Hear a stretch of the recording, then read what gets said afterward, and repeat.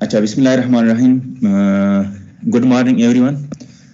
तो पहले previous 2 lectures में मैंने ओवरव्यू दिया सर्किट एनालिसिस के मुतालिक।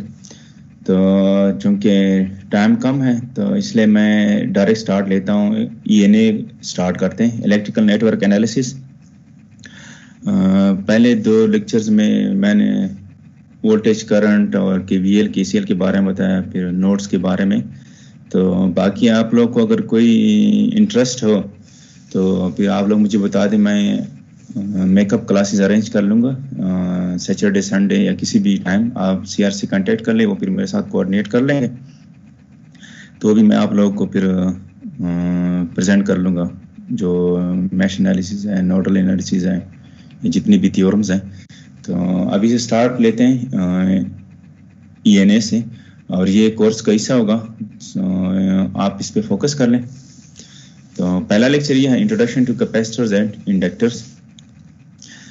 इंट्रोडक्शन इसलिए पढ़ते हैं कि कैपेसिटर्स और इंडक्टर्स के मुतालिक जितने भी हमने बाकी के कोर्स फ्यूचर में पढ़ना है, उसमें कैपेसिटर बिहेवियर और इंडक्टर बिहेवियर के बारे में हमने पढ़ना है। जितने भी हमारे पास सर्किट्स आएंगे, आरएल सर्किट होगा, आरएल सी सर्किट्स होंगे, आरसी सर्किट्स होंगे, तो वहाँ पर हम इनके बिहेवियर चेक करेंगे, स्टेडी स्टेट में चेक करेंगे और ट्रांजिएंट स्टेट्स में चेक करेंगे। तो इसलिए इनका बेसिक्स ज़रूरी है। तो what is capacitor? Capacitor is a passive element design to store energy in its electric field. Capacitor एक एनर्जी स्टोरेज डिवाइस है और ये एनर्जी स्टोर करता है in the form of electric field. इसके बाद ये है कि capacitor consist of 2 conducting plates separated by an insulator और डाइलेक्ट्रिक। इसके 2 प्लेट्स होते हैं, एक पे पॉजिटिव चार्जेस स्टोर होते हैं और दूसरे पे नेगेटिव चार्जेस स्टोर होते हैं, और इसके दरमियान एक इंसुलेटर होता है या एक डाइलेक्ट्रिक मीडियम होता है। In many practical applications the plates में be aluminium foil while the dielectric may be air, ceramic, paper और माइका। ये कुछ डाइलेक्ट्रिक मटेरियल्स हैं। तो ये इनके 2 प्लेट्स के इन बिटवीन होते हैं, और एक प्लेट पे पॉजिटिव चार्ज एक्यूमुलेट होता है और दूसरे पे नेगेटिव चार्ज एक्यूमुलेट होता है। तो जब भी आप एक कैपेसिटर को वोल्टेज अप्लाई करते हैं तो वहाँ पर पॉजिटिव नेगेटिव चार्जेस एक्यूमुलेट होते हैं, और इसमें क्या होता है कि फिर एक इलेक्ट्रिक फील्ड बन जाता है। अच्छा, when a voltage source V is connected to the capacitor as in figure 1, right side पे एक फिगर डायग्राम दिया है जो एक कैपेसिटर को शो करता है जो एक बैटरी के साथ कनेक्ट है, पॉजिटिव और नेगेटिव। तो आप देखिए कि जो पॉजिटिव साइड कनेक्ट है वो वहाँ पर पॉजिटिव चार्जेस एक्यूमुलेट हो रहे हैं, और जो नेगेटिव के साथ कनेक्ट है वहाँ पर नेगेटिव चार्जेस accumulate हो रहे हैं। The source deposits a positive charge Q on one plate and a negative Q charge on the other.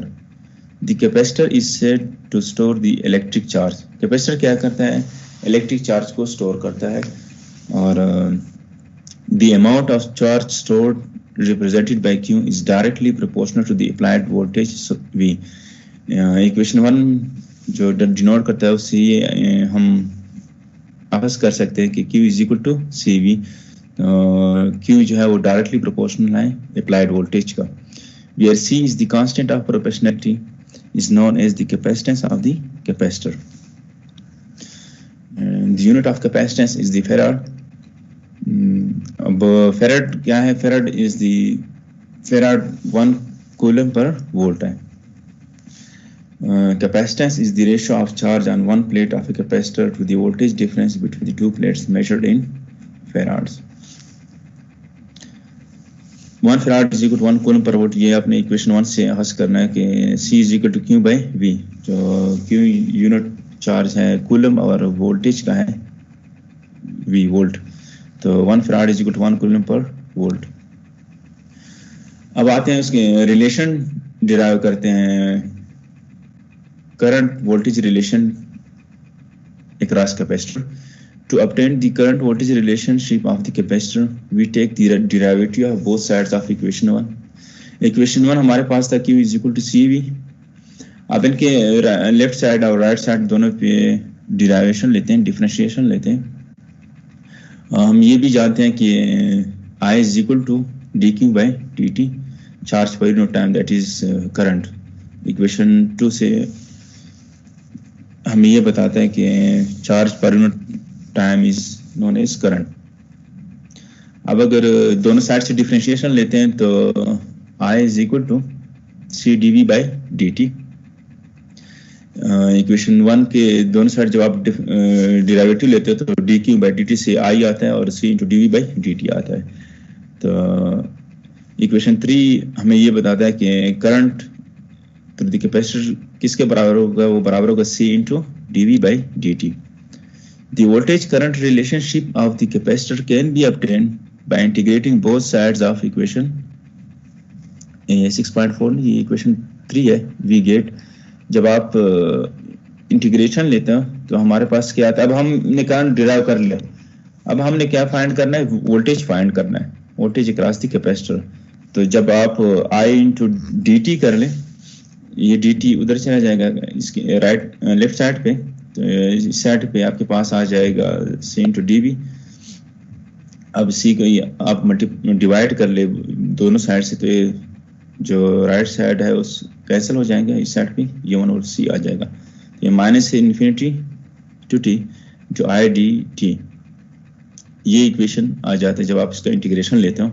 या इसको हम इस तरह भी लिख सकते हैं, v is equal to 1 by C integral of T not into T I D T plus V of T not,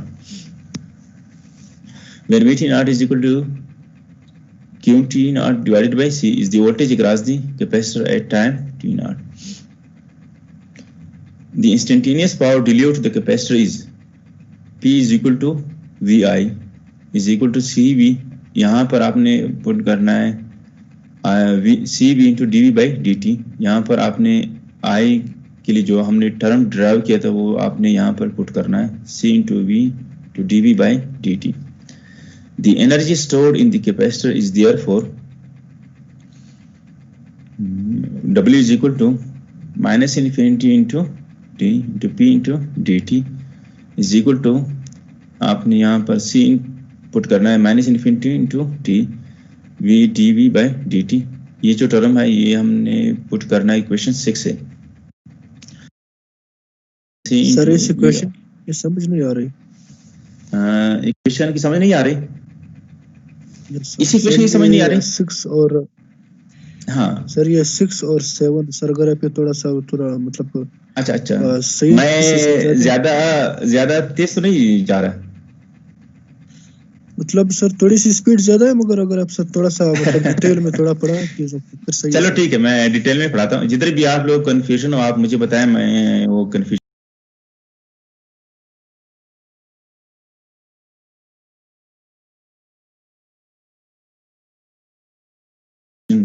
हल करूंगा. ठीक है. Yes sir. अच्छा इस तरह के आपको पता है कि पावर किसके बराबर होता है, power is equal to voltage multiply by current. अब वोल्टेज वही रहेगा, ये वही v है. I की जो इक्वेशन है वो हम यहाँ से लेते हैं, I is equal to C D we by D t. तो इक्वेशन 3 को हम यहाँ पर पुट करते हैं c into D we by D t. अब इसके बाद हमने फाइंड करना है energy storage in the capacitor, और इसके लिए फार्मूला है कि energy is equal to power multiply by time. तो power into D t minus infinity into t. अब आपने क्या करना है कि c into minus infinity into V into D we by D T into D T. ये फिर हमने पावर के लिए यहाँ से इक्वेशन लिया है, ये हमने यहाँ पर पुट कर दिया, और माइनस इन्फिनिटी इंटू टी ये एक लिमिट है, माइनस इन्फिनिटी से टी तक ये इस फंक्शन के दरम्यान वो ऑपरेट होता है. तो c v minus infinity into v of t we D v. अब ये आपस में कैंसिल होते हैं, तो ये आता है वी डी वी, और जब आप इसका इंटीग्रल लेते हो तो हमारे पास ये फार्मूला आता है 1/2 सी वी स्क्वायर इंटीग्रल, ये लिमिट ये होगा v minus infinity into v of t. अब we know that v of minus infinity is equal to 0. अब v minus infinity equal to 0 कब होता है, जब आपके पास कैपेसिटर क्या हो, अनचार्ज हो, और 80 माइनस इन्फिनिटी ये अनचार्ज होता है. इसके बाद आता है W is equal to 1/2 CV square. ये क्या है? ये एनर्जी स्टोरेज फार्मूला है, energy storage in the capacitor. Using equation 1 V में रीराइट इक्वेशन 8 एज। हम इसको इस तरह भी लिख सकते हैं कि W is equal to Q square divided by 2C। आप इस इक्वेशन 1 यहाँ पर पुट कर लें तो आपके पास ये फार्मूला भी आ सकता है, W is equal to Q square by 2C। Equation 8 or 9 represents the energy stored in the electric field that exists between the plates of the capacitor. इससे हम ये कंक्लूड कर सकते हैं कि जो कैपेसिटर में एनर्जी स्टोर होता है वो इन the form of electric field होता है। We should note the following important properties of capacitor. Note from equation 3. Equation 3 यहाँ पर दिया है कि I is equal to C dV by dt. Note from equation 3 that when the voltage across a capacitor is not changing with time, ये कह रहा है कि जब वोल्टेज कैपेसिटर के क्रॉस चेंज ना हो तो इससे क्या होगा? The current through the DC capacitor is 0। तो जब वोल्टेज चेंज नहीं होगा तो इसका मतलब है जब ये चेंज नहीं होगा, ये कांस्टेंट होगा, तो हमेशा कांस्टेंट का डेरिवेटिव 0 आता है, तो करंट कितना होगा? वो 0 होगा। इसलिए हम ये भी कह सकते हैं कि capacitor is an open circuit to DC. DC circuit में जब कैपेसिटर इज ओपन सर्किट काम करता है, उसको हम ये भी कह सकते हैं कि जब करंट वोल्टेज कांस्टेंट हो तो इसका डेरिवेटिव 0 आएगा। तो जब 0 है तो आप 0 को C से मल्टीप्लाई करें तो करंट मैग्नीट्यूड 0 हो जाएगा। या हम ये भी कह सकते हैं कि जब डीसी सर्किट हो तो डीसी सर्किट में फ्रीक्वेंसी 0 होती है और हमारे पास फार्मूला है XC का, कैपेसिटिव रिएक्टेंस का। XC is equal to 1/2 pi FC। तो जब फ्रीक्वेंसी 0 हो तो उसकी रिएक्टेंस कितना आएगा? इन्फिनिटी में आएगा, 1 डिवाइड बाई 0 इन्फिनिटी आता है।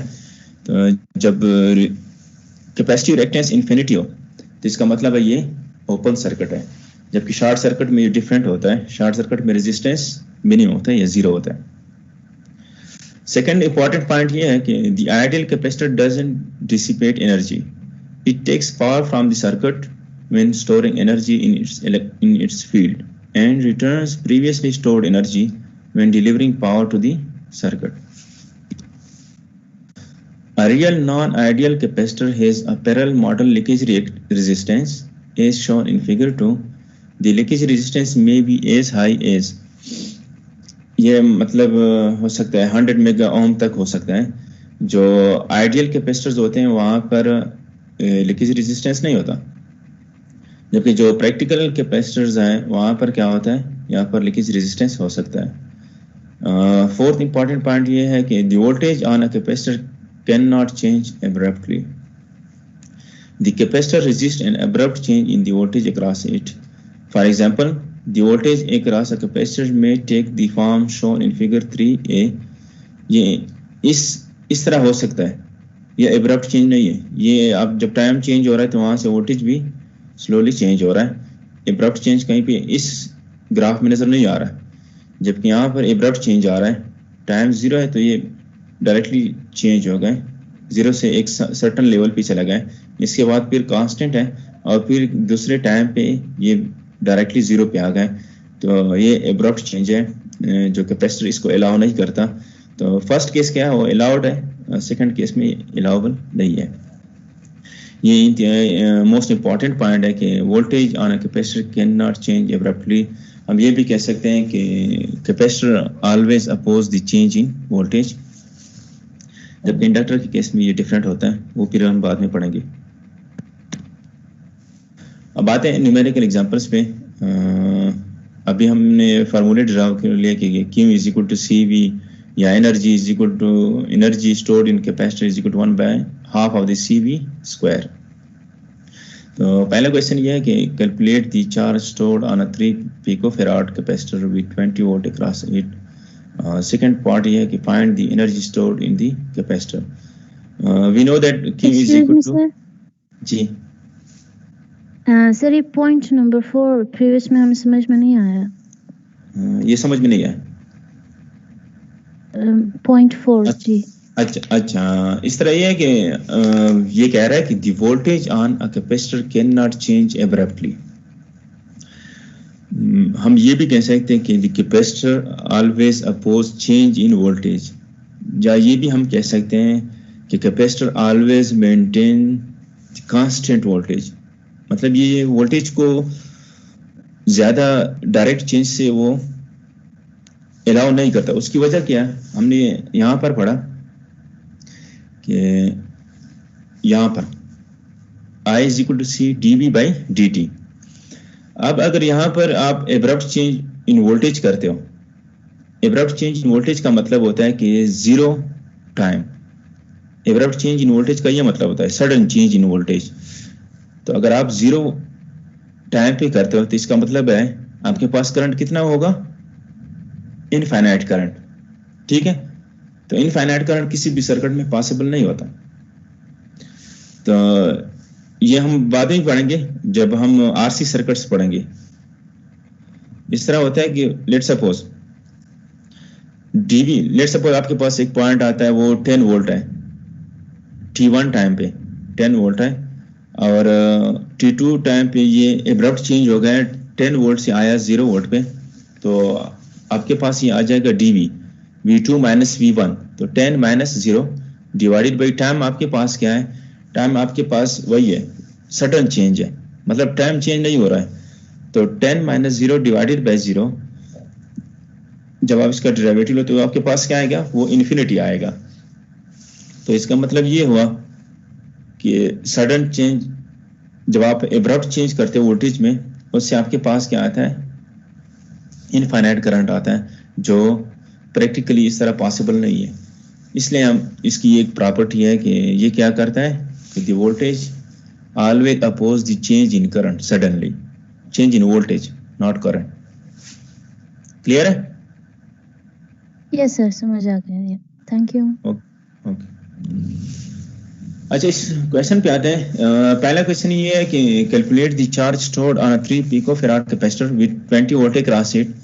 पहले भी मैं इस क्लास में इस चीज़ पे बड़ा फोकस करता रहा कि ये मिली, माइक्रो, नैनो, पीको, इनको आप सीख लें कि ये कितने के बराबर होता है। तो पीको बराबर होता है 10⁻⁻12। तो 3 पिकोफैराड तो 3 इंटू 10⁻⁻12।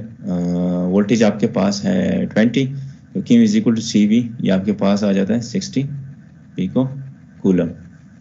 चार्ज को हम डिनोट करते हैं उस यूनिट से, कूलम से, 60 पिको कूलम आ जाता है। अच्छा, the energy stored is W is equal to half of the CV square, half into 3 picofarad into ये 20, जब आप स्क्वायर लेते हो तो 400 आ जाता है। तो टोटल रिजल्ट आपके पास आता है 600 पिको जो यूनिट ऑफ एनर्जी इज जो। अच्छा, सेकंड क्वेश्चन ये है, the voltage across a 5 microfarad capacitor is. ये वोल्टेज दिया है, ये साइनोसॉइडल है in terms of cos cosine दिया है। तो V ऑफ t is equal to 10 cos 6000 t into V। ये एक वोल्टेज दिया है और कैपेसिटर भी दिया है, और आपसे फाइंड करना है आपने, calculate the current through it. मतलब ये है कि आपके पास 5 माइक्रोफैराड कैपेसिटर है और इसके अक्रॉस ये वोल्टेज है, आप करंट फाइंड कर लें। तो डेफिनेशन हमारे पास ये है कि I of t is equal to C into dV by dt। तो 5 into 10⁻⁻6 d by dt into 10 cos 6000 t। तो जब आप इसका डेरिवेटिव लेते हो तो ये माइनस साइन ऑफ t आ जाता है। तो आपके पास ये रिजल्ट आता है -5 इंटू 10⁻⁻6 इंटू 6000, आखिर भी ये फाइनल रिजल्ट ये आता है। Question 3, determine the voltage across a 2 microfarad capacitor if the current through it is I of t is equal to 6e minus 3000 t milliampere. Assume that the initial capacitor voltage is 0. आपने क्या find करना है, voltage find करना है इस 2 microfarad capacitor के across, और current भी दिया है। तो since V is equal to 1 by C 0 into t I of dt plus V0 and V0 is equal to 0। Initial capacitor voltage दिया है वो कितना है, 0 है। तो V is equal to 1 by, ये कैपेसिटर भी आप इसमें पुट कर लें ये इंटीग्रल दिया 0 to t, आप इनकी ये पुट कर ले 6e - 3000 t into dt into 10⁻³ आप इसका इंटीग्रल निकालें तो आपके पास ये रिजल्ट आएगा 1 - e - 3000 t।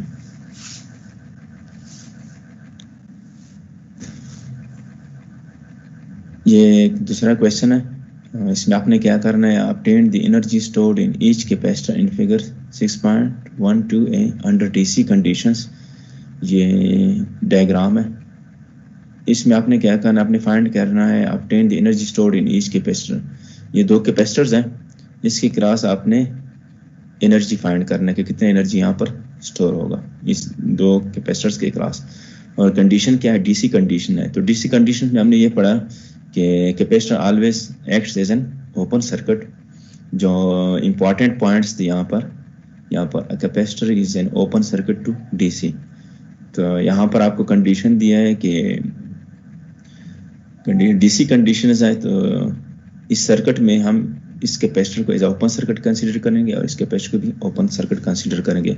तो इस सर्किट को हमने दोबारा रीड्रॉ किया, ये सर्किट बनता है यहाँ पर V1 और V2।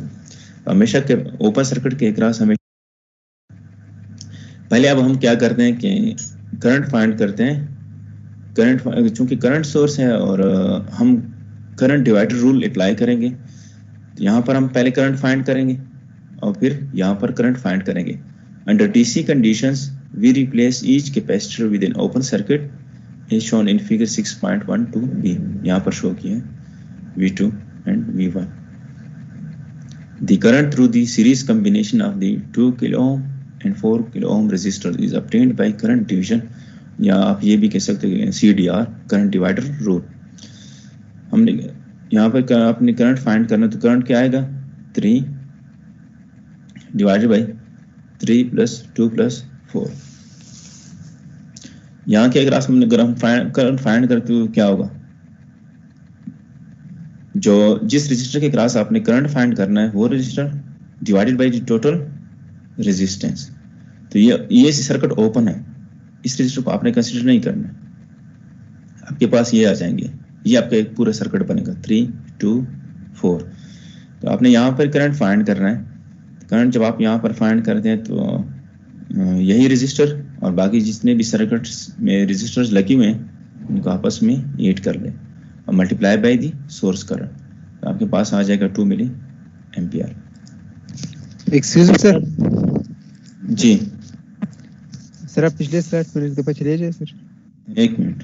जी सर, यहाँ पर जो 3 किलो ओम और 2 किलो ओम और 4 किलो ओम रजिस्टर है सर, ये तो ठीक है, लेकिन आपने कहा कि इस डीसी सोर्स में कैपेसिटर एज ओपन सर्किट काम करता है, तो इसका मतलब ये है सर कि 5 किलो ओम के थ्रू कोई करंट फ्लो नहीं करेगा सर। अगर फ्लो नहीं करेगा सर तो 2 किलो ओम और 4 किलो ओम तो एक आपस में सीरीज में आ गए सर, आप इसको पैरेलल में कैसे ले सकते हैं? कहाँ पर?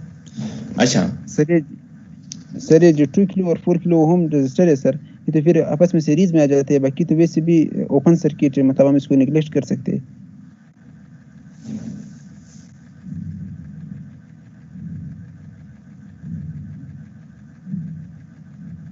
हाँ, तो ये सीरीज में है ना। तो सर पहले हम इन दोनों का सम नहीं लेंगे सर? नहीं, ये सीरीज में होगा ना, 3 किलो ओम तो सीरीज में नहीं है ना। जी सर। हाँ, तो उसका तो हमने सम लिया है।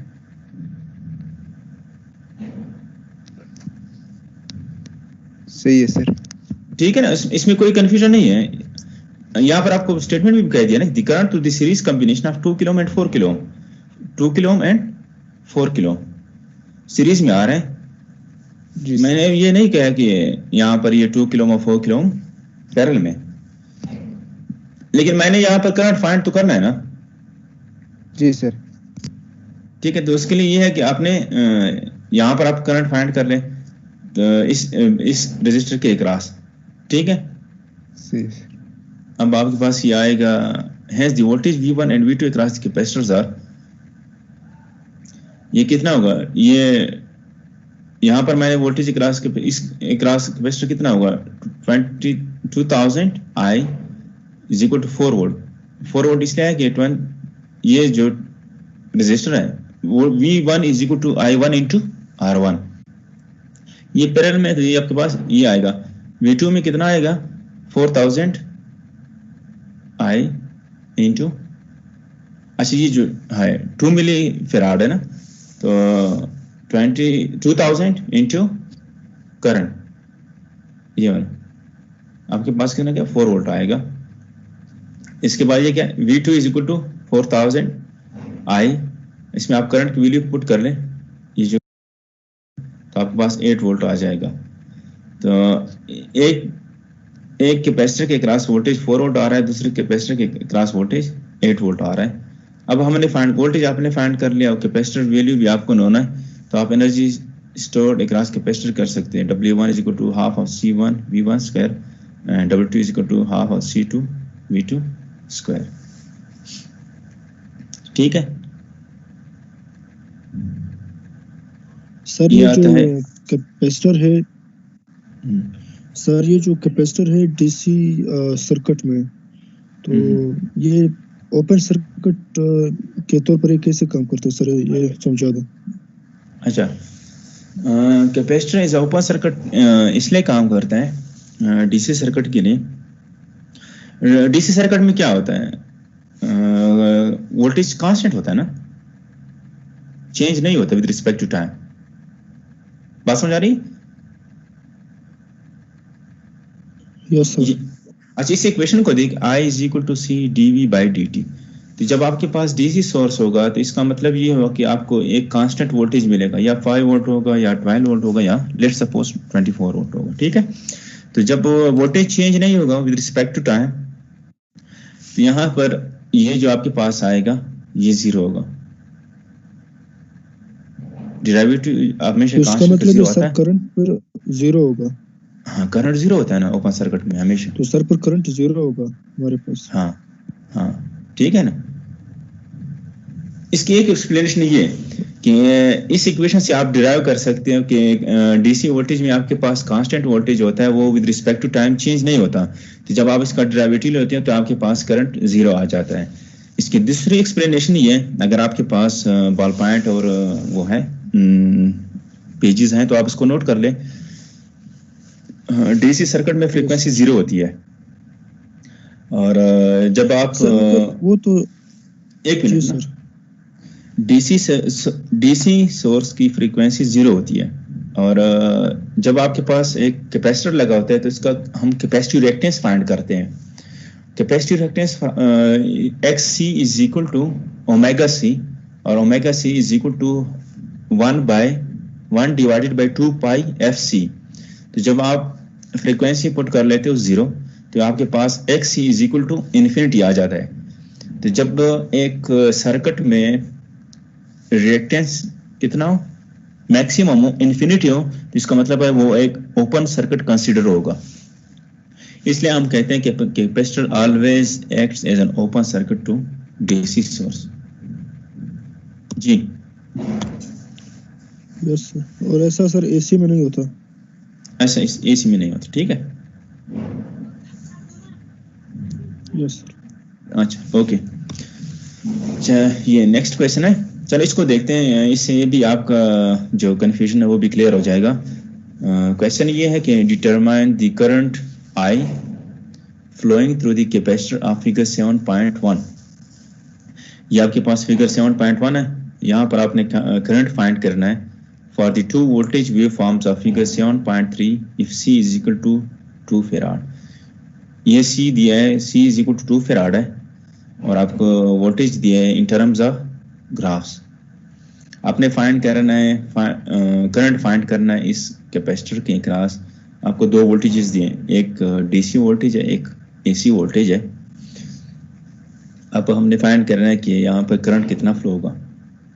पहला जो डायग्राम वो है DC voltage applied to the terminals of the capacitor, और सेकंड ग्राफ जो है B graph, a sinusoidal voltage waveform applied to the capacitor terminals. The current I is related to the voltage V across the capacitor by equation 1. Equation 1 ये है, I is equal to C dV by dt. For the voltage waveform depicted in figure 7.3a, ये wave form कह रहा है, इस wave form की बात कर रहा है।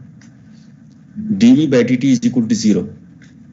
यहाँ पर देखिए डीसी वोल्टेज है तो dv by dt क्या होगा, 0 होगा। सो I इज इक्वल टू 0। इसका मतलब है कि करंट हमारे पास कितना आएगा, 0 आएगा। तो इसको हमने ग्राफिकल में इस तरह शो किया है, करंट ये एक हमारे पास आएगा, करंट 0 होगा क्योंकि डीसी वोल्टेज कांस्टेंट है तो आपके पास इसका डेरिवेटिव भी 0 आएगा, इसलिए I is equal to 0। For the case of the sinusoidal waveform of figure 7.3b we expect a cosine current waveform.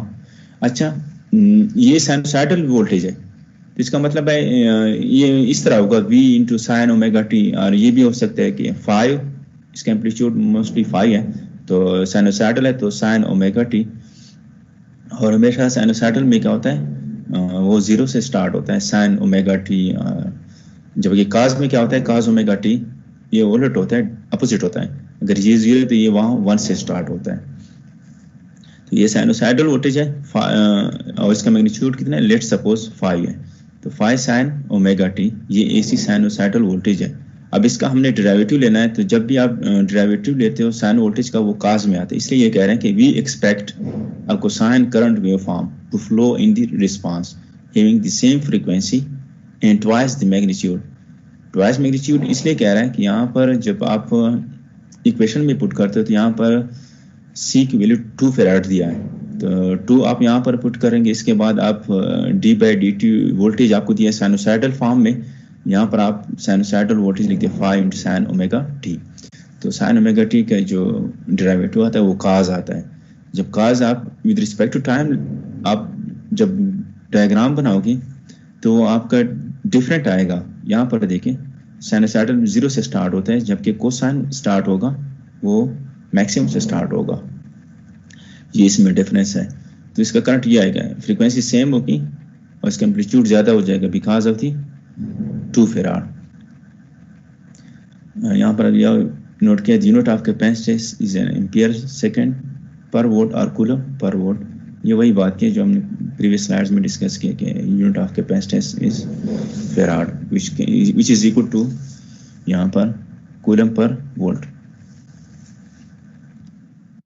अब आते हैं, अब हमने ये पढ़ लिया कि एक्सक्यूज मी सर। जी सर वो पिछला वाला न्यूमेरिकल फिर से समझाया सर, समझ नहीं आया। समझ नहीं आया? बड़ा सिंपल है। इसमें 2 कंडीशन, अच्छा मैं बताता हूँ। एक कैपेसिटर है सर, आप किसी तरह स्टेप बाय स्टेप नहीं समझा सकते सर? स्टेप बाय स्टेप अगर आप एक्सप्लेन करें तो बेहतर होगा सर। ठीक है, जिधर भी आप लोगों को प्रॉब्लम मुझे बताएं मैं वो सॉल्व करने की कोशिश करूंगा। क्वेश्चन ये है सर जी सर, आप व्हाइट बोर्ड यूज करें ना। White board? जी सर। बात आपकी सही है क्योंकि ये सर्किट एनालिसिस है, मतलब नेटवर्क एनालिसिस है, यहाँ पर ज्यादातर क्वेश्चंस न्यूमेरिकल्स में होंगे। तो मैं भी ये चाहता हूँ कि मैं व्हाइट बोर्ड को ज्यादा प्रेफर करता हूँ, लेकिन चूंकि ऑनलाइन क्लासेस हैं तो वहाँ पर स्लाइड्स बनाने पड़ते हैं और यकीन मानो मैं कल रात काफी लेट टाइम तक ये बनाता रहा, मुख्तलिफ बुक्स में पढ़ता रहा और इनसे मैं ये स्लाइड्स बनाता रहा। स्लाइड्स बनाना थोड़ा डिफिकल्ट काम है, मैं भी उसको प्रेफर करता हूँ व्हाइट बोर्ड को, लेकिन फैसिलिटीज नहीं है यहाँ पर। सर ये माइक्रोसॉफ्ट टीम्स में व्हाइट बोर्ड ऑप्शन है? वो है लेकिन उसमें फिर वो है लेकिन उससे फिर बनाना हमारे पास 1.5 घंटे का लेक्चर होता है ना, तो 1.5 घंटे में मैं फिर एक एग्जांपल भी नहीं करा सकता अगर मैं उसको यूज करूं।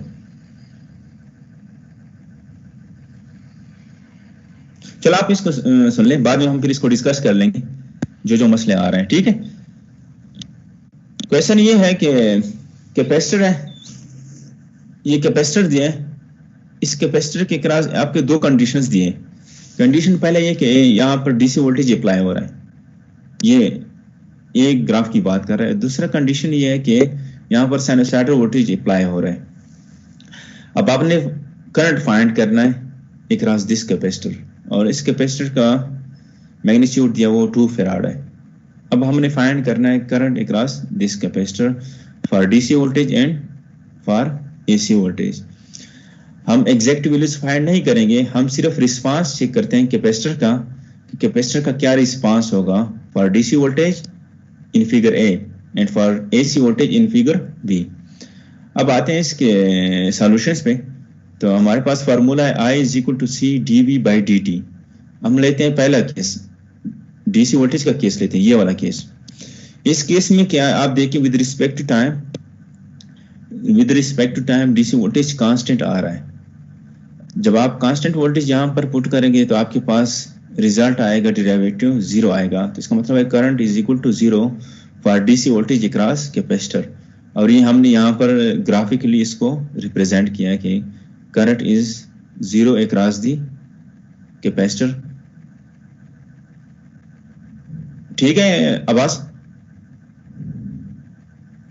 अब इसके बाद आते हैं, ये समझ आ रहा है। अब आते हैं बी फिगर पे आते हैं। बी फिगर में क्या है? बी फिगर में ये है कि यहाँ पर एसी साइनोसाइडल वोल्टेज दिया है, ठीक है। तो साइनोसाइडल वोल्टेज में क्या होता है? Sign omega T. साइनोसाइडल का मतलब ये होता है या साइन ओमेगा टी होगा या काज ओमेगा टी होगा।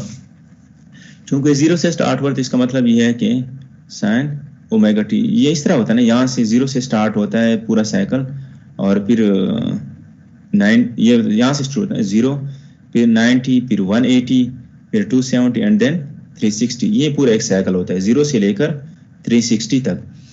अब जब हम साइन 0 पुट करेंगे तो हमारे पास 0 आएगा। फिर जब हम साइन 90 पुट करते हैं तो साइन 90 मीन्स मैक्सिमम 1 के बराबर होते हैं, तो ये इधर आ जाता है। फिर इस तरह 180 पे फिर 0 आता है, फिर 270 पे माइनस आता है और इस तरह फिर 360 पे 0।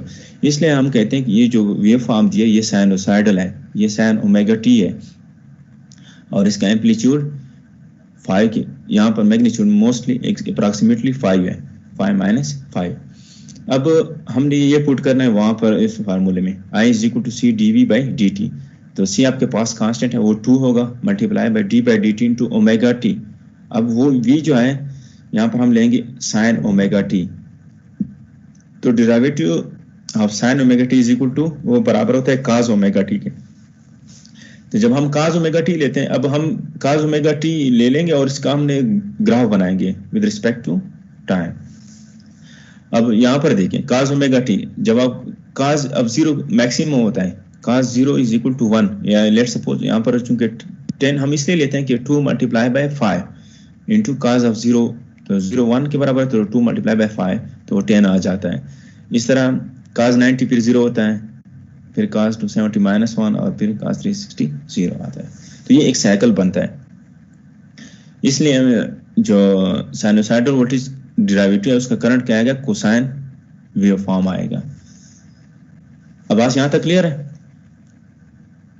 या समझ नहीं आया? थोड़ा क्लियर हो गया, लेकिन सर अगर स्टेप वाइज होता तो काफी बेहतर होता। नहीं, स्टेप वाइज ये है, स्टेप वाइज आप बताएं कहाँ पर समझ नहीं आया, आप मुझे बताएं। तो साइनोसाइडल वाला मुझे भी समझ नहीं आया। अच्छा, साइनोसाइडल वाला समझ नहीं आया? जी सर। इधर देखिए, ये साइनोसाइडल वोल्टेज है ना? Yes sir. यहाँ पर देखिए साइन ऑफ 0 क्या होगा? 0 होगा। जी सर। फिर यहाँ पर मिड में साइन 90 मैक्सिमम होगा, यहाँ पर मैक्सिमम आ रहा है वोल्टेज, ठीक है। ठीक। फिर साइन 270 पे 0 आएगा, 180 पे, फिर 270 आता है, फिर 360। एक साइकिल 0 से लेकर 360 होता है। सही है सर। अब हम क्या करते हैं, हम इसका डेरिवेटिव लेते हैं। डेरिवेटिव इसका साइन का हमेशा अपोजिट आता है, काज आता है। जी सर। तो जब sine 0 is always equal to 0, जबकि काज 0 इज इक्वल टू 1। जब हम इस वेव फॉर्म का साइनोसाइड डेरिवेटिव लेते हैं, इसका हमारे पास वेव फॉर्म आता है कोसाइन। तो कोसाइन के लिए हम ये वेव फॉर्म ड्रा करेंगे कि काज 0 इज इक्वल टू 1 मैक्सिमम होगा, फिर काज 90 पे मिनिमम होगा, फिर काज ये क्या आया था,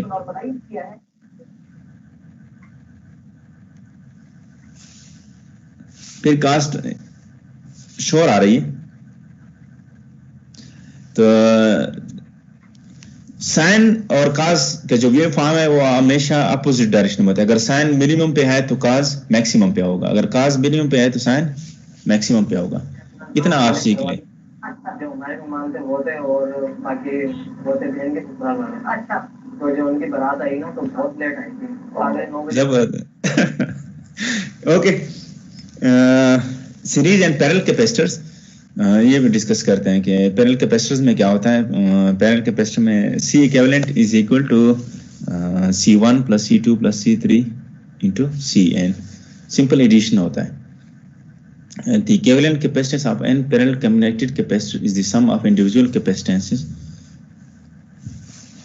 अच्छा, ये पैरेलल कैपेसिटर सर्किट डायग्राम है और इसका C इक्विवेलेंट ये आएगा. C equivalent is equal to, आपस में सिंपल एडिशन है पैरेलल कैपेसिटर के केस में. जबकि सीरीज के केस में क्या होता है, इसका अपने क्या करना होता है कि the equivalent capacitance of series connected capacitor is the reciprocal of the sum of the reciprocals of the individual capacitances. Note that capacitors in series combination is this in the same manner as resistors in parallel. 1 by C equivalent is equal to 1 by C1 plus 1 by C2. तो इसका C equivalent आएगा C1 to C2 divided by C1 plus C2. अब आते हैं इसके numericals करते हैं जो पैरेलल कैपेसिटर्स और सीरीज कैपेसिटर्स हैं. Find the equivalent capacitance seen between terminals A and B of the circuit in figure 6.16. ये सर्किट दिया है, इसका आपने इक्विवेलेंट कैपेसिटेंस फाइंड करना है. तो यहाँ से हम इसको देखते हैं. ये आपस में सीरीज में कनेक्ट है. 60 microfarad and 20 microfarad are connected in series. So their equivalent capacitance is 20 into 5 divided by 20 plus 5. से हमारे पास 4 माइक्रोफैराड आता है. इसके बाद 4 माइक्रोफैराड यहाँ तक है. पैरेलल में कनेक्ट है सर. जी सर 60 माइक्रोफैराड और 20 माइक्रोफैराड पैरेलल में कनेक्ट है. अच्छा, वो कैसे सर? करंट डिवाइड नहीं हो रहा सर. कहाँ पर?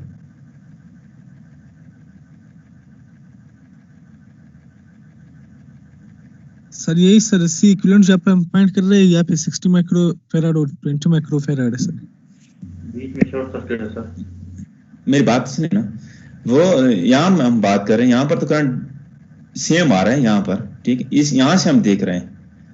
पैरेलल तब होता है अगर ये भी आपस में कनेक्ट होते हैं, तब ये हम कह सकते थे कि ये पॉइंट जो है और ये पॉइंट आपस में कॉमन में है. तो 60 microfarad and 20 microfarad are connected in series. यहाँ से हम देख रहे हैं. ठीक है, तो जब आप यहाँ से देख रहे हैं तो इसका मतलब ये इसका एक टर्मिनल तो इसके साथ कनेक्ट है, जबकि दूसरा टर्मिनल इसके साथ कनेक्ट नहीं है. इसलिए ये दोनों कैपेसिटर आपस में पैरेलल में कनेक्टेड नहीं है, बल्कि सीरीज में कनेक्ट है. ठीक है, तो 60 माइक्रोफैराड 20 माइक्रोफैराड सीरीज में कनेक्ट है. तो सर ये इक्विवेलेंट ही है. समझ नहीं आया सर. ये तो पैरेलल में होगा सर. ये पैरेलल में मतलब ये सर आप 20 और 5 का बात कर रहे हैं. ओपन सर्किट है ना, बीच में देखो A और B ओपन सर्किट है. पहले हमने 20 और 5 माइक्रोफैराड को जो सीरीज में है उनका इक्विवेलेंट फाइंड करना है. तो फिर वो 6 और 4 माइक्रोफैराड और ये 20 माइक्रोफैराड ये पैरेलल में होंगे. इन तीनों का सम लेंगे, जो भी रिजल्ट आया 60 के साथ फिर वो सीरीज में दोबारा वो सीरीज वाला फार्मूला लगाएंगे उसको. हम लेफ्ट साइड से शुरू करेंगे सर्किट को.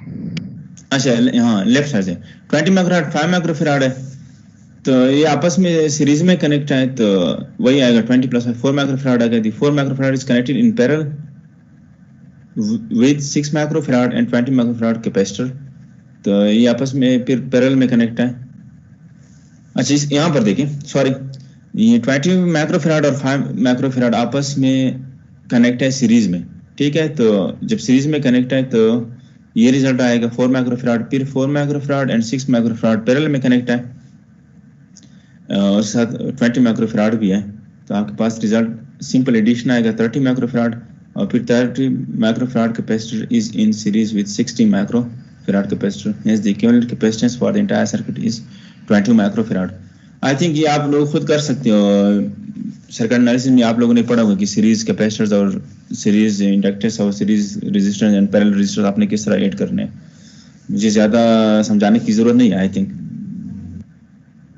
या अभी भी कंफ्यूजन है? No sir. सर हमने सिर्फ रेजिस्टर सीखा था कि रेजिस्टर और इंडक्टर कैपेसिटर वही होगा, सिर्फ आपने फार्मूला सीख ले के सीरीज में सिर्फ डिफरेंस यहाँ पर आता है. सही है सर. ठीक है ना, डिफरेंस यहाँ पर आता है. एक minute,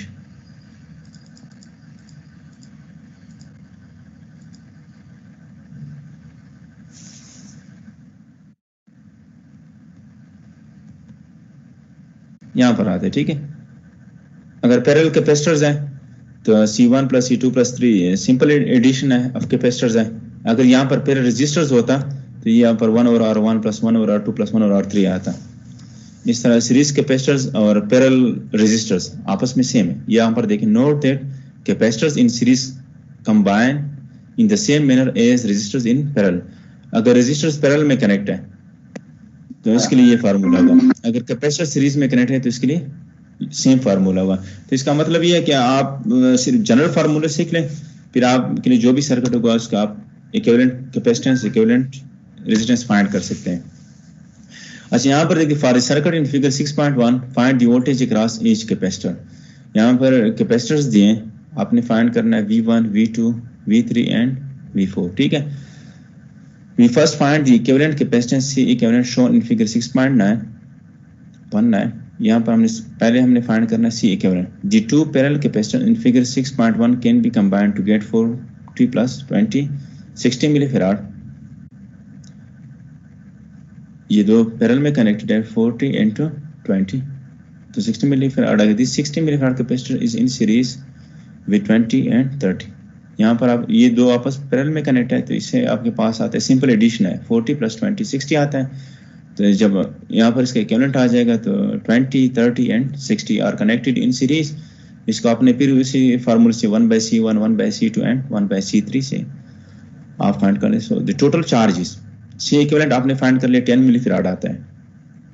the total charges C equivalent into V, ये C इक्विवेलेंट है 10 into 10⁻³ और वोल्टेज आपके पास है 30 वोल्ट, तो टोटल चार्ज होगा 0.3 coulomb. This is the charge on the 20 millifarad and 30 millifarad capacitors because they are in series with 30 volt source. A good way to see this is to imagine that charge acts like current. C is equal to I dq by dt. Therefore, V1 is equal to, हमारे पास formula है Q is equal to CV, और हम इस तरह भी लिख सकते हैं V1 is equal to Q divided by C1। तो Q हमारे पास 0.3 है, C1 यहाँ पर हम फाइंड करते हैं, V1 फाइंड करते हैं, तो Q divide by C1 20 into 10⁻³ 15 volt आता है।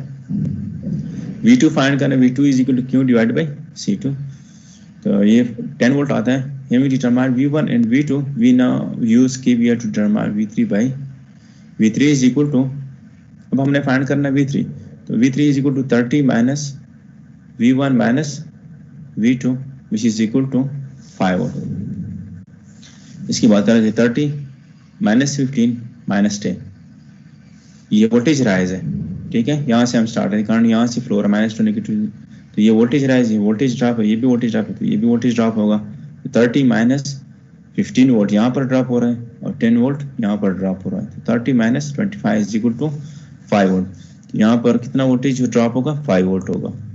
Alternatively, since the 14 millifarad and 20 millifarad capacitors are in parallel, they have the same voltage V3 and their combined capacitance is 40 plus 20 60 millifarad. This combined capacitance is in series with 20 millifarad and 30 millifarad capacitor and consequently has the same voltage charge on it. Hence, V3 is equal to Q divided by 16 millifarad. So 0.3 divided by 16 into 10⁻³ is equal to 5. पहला काम आपने क्या करना है, ये आपके पास एक सर्किट है, इस सर्किट में कैपेसिटर्स दिए हैं जो सीरीज और पैरेलल में कनेक्टेड है। यहाँ पर आपने फाइंड करना है voltage across this capacitor and then V2 and then V3, ये दो आपस में पैरेलल में कनेक्ट हैं।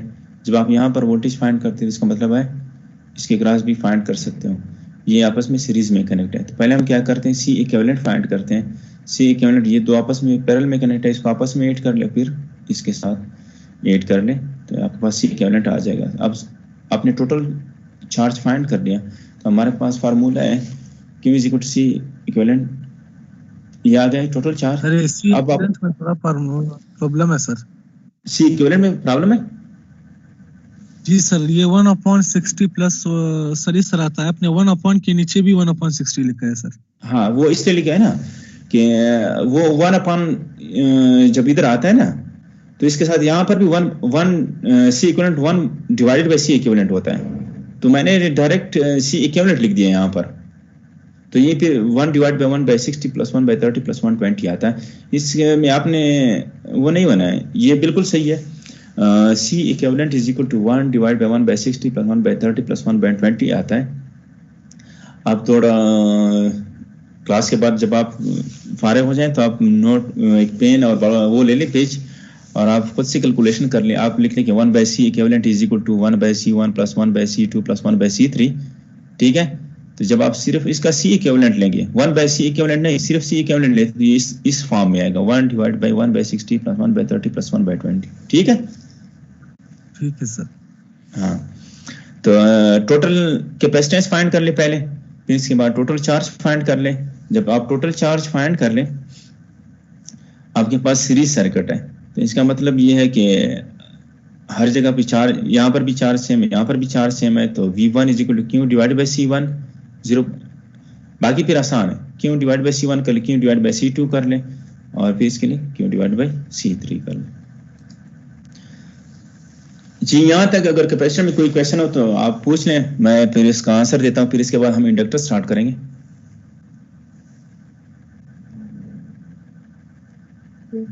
सर इसके एप्लीकेशंस बताएं तो।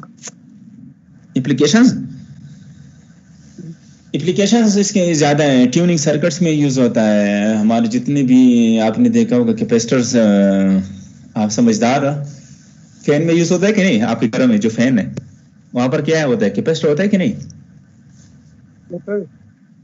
तो इसकी एप्लीकेशंस है। ठीक है,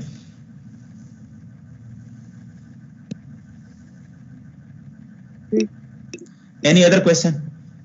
सर ये कैपेसिटर और इंडक्टर आपस में इन्वर्ट है, मतलब इन्वर्ट से सर? नहीं, ऐसी इस तरह ना है कि इन्वर्ट है, दोनों एनर्जी स्टोरेज डिवाइसेस है।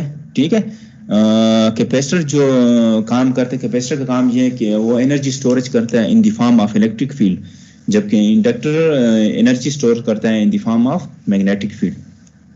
कैपेसिटर जो है वो oppose the change in voltage और इंडक्टर जो है वो oppose the change in current है। जी सही है sir. Any other question? Sir हम लोग कैपेसिटर को पार्शियली एक्टिव एलिमेंट कह सकते हैं?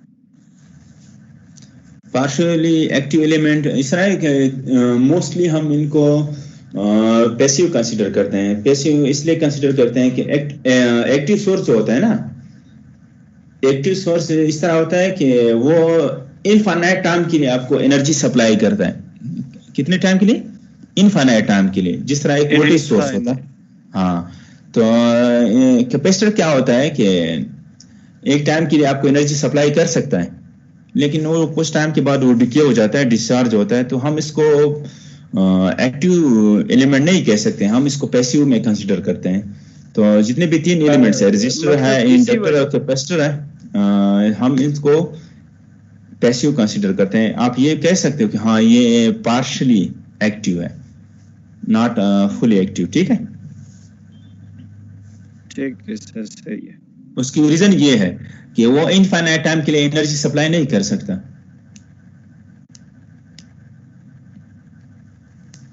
जी, एनी अदर क्वेश्चन?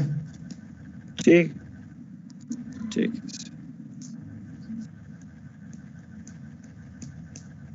अच्छा, थोड़ा मैं समराइज करता हूँ कि हमने कैपेसिटर में क्या पढ़ा। मेरे आज के लेक्चर का मकसद ये था कि आप लोग थोड़ा कैपेसिटर सीख लें कि कैपेसिटर में क्या होता है और कैपेसिटर क्या चीज़ है, और ये चीज़ें हम बाद में पढ़ेंगे। हमारे पास आरसी सर्किट्स आएंगे जिसमें रेजिस्टर होगा, कैपेसिटर होगा, वहाँ पर वोल्टेज सोर्स होगा, और उसके हम स्टेडी स्टेट और ट्रांजिएंट स्टेट कैलकुलेशंस करेंगे। तो इसलिए पहले थोड़ा कैपेसिटर के बारे में बताया। कैपेसिटर क्या है कि एक स्टोरेज एलिमेंट डिवाइस है और ये एनर्जी स्टोर करता है in the form of electric field. Capacitor में दो प्लेट्स होते हैं, एक पॉजिटिव प्लेट होता है, एक नेगेटिव प्लेट होता है, और उसके दरमियान में इन बिटवीन एक डाइलेक्ट्रिक मीडियम होता है, और वो कोई भी चीज़ हो सकती है, मतलब ईयर हो सकता है, वो मैंने स्लाइड में बता दिया। अब जब भी आप वोल्टेज अप्लाई करते तो पॉजिटिव प्लेट पे पॉजिटिव चार्ज कम्युलेट होते हैं, नेगेटिव प्लेट पे नेगेटिव चार्ज कम्युलेट होते हैं, और इससे फिर एक इलेक्ट्रिक फील्ड बन जाता है। तो ये प्रोसेस होता है। अब कैपेसिटर के formula Q is equal to सी भी है, और फिर आप मिनट ये फार्मूले आप नोट कर ले, ये ज़्यादा आगे यूज होंगे। Q इज इक्वल टू सी भी, या आप ये फार्मूला ज़्यादा से लिखें I is equal to C D V into D we by D T. फिर एनर्जी स्टोरेज फार्मूला के energy stored in capacitor is equal to half into C into V square.